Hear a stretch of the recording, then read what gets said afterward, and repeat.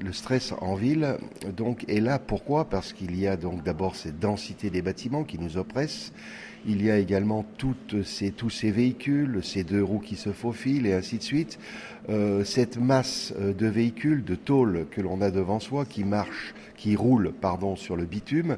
Et tout cela fait que finalement ça devient pénible donc de conduire. Les piétons qui surgissent et ainsi de suite. Ça devient très difficile. Alors je préconise en la matière d'abord de se réoxygéner un petit peu le cerveau et profiter de tout ce qui est beau et différent pour le cerveau.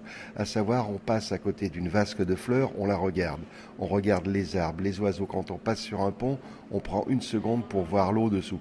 Il faut donner autre chose donc comme vision à son cerveau, le déconnecter un peu de cette tristesse qu'il y a quand il est dans cet univers de métal et de béton. Et le maître mot, c'est respirer par le ventre.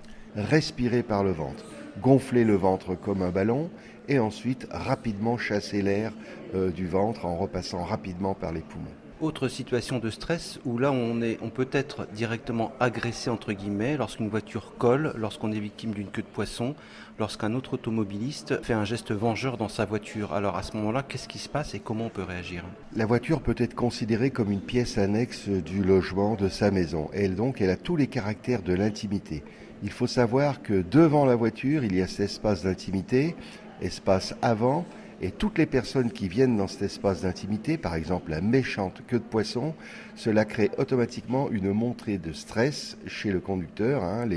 Il est là, il veut en découdre ensuite avec l'autre qui lui a fait très peur. C'est pareil pour l'arrière du véhicule, il y a cet espace d'intimité arrière.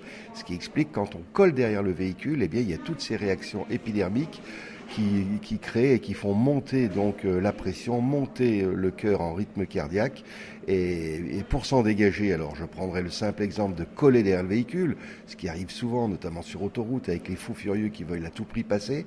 Eh bien là, le maître mot en la matière, ce n'est surtout pas de donner des coups de frein pour dire « je suis devant, c'est moi qui commande ».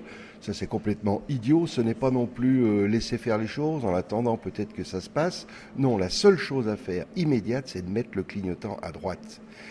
Celui qui est derrière, le fou furieux qui veut passer, au moins le contact se fait grâce au clignotant, il sait que vous allez le laisser passer. Mais vous le laisserez passer tout en respectant la vitesse légale et quand vous le pourrez, c'est-à-dire quelques kilomètres après.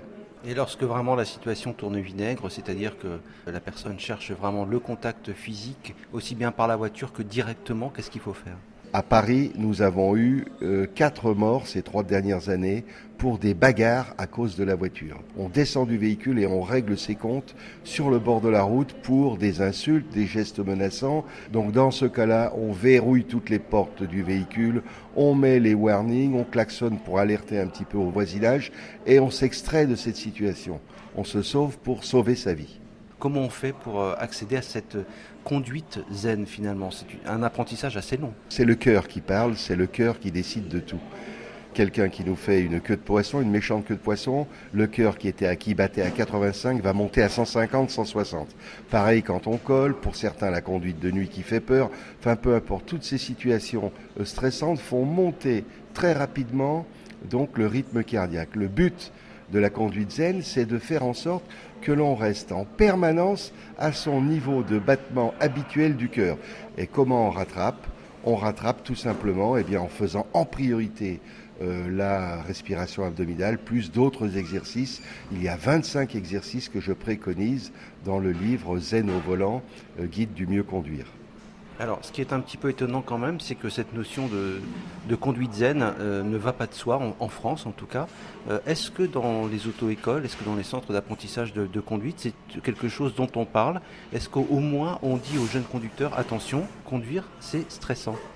Non, pas encore. Il y a quelques entreprises qui, après avoir tout essayé en matière de gestion du risque routier, se sont dit j'ai tout essayé, il y a peut-être autre chose. En ce qui concerne les auto-écoles, ils sont encore loin, mais j'estime que d'ici 10-15 ans, ça fera partie des enseignements traditionnels que d'apprendre au moins les 18 situations stressantes que j'ai pu répertorier. Tôt ou tard, ça fera partie intégrante de tous les enseignements d'éducation routière.